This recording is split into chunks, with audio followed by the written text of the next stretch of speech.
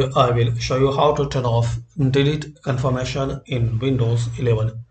So guys, if you want to try any file or folder like this, so you will see this notice delete file. Are you sure you want to move this file to the recycle bin? So guys, if you want to remove and turn off this confirmation notice, so right click on recycle bin, then click on properties. Now here guys, uncheck display delete confirmation dialog.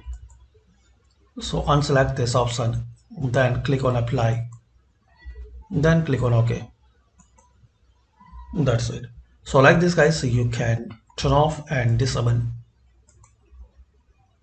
delete confirmation dialog in Windows 11. Thanks for watching. Please comment on this video useful for you or not.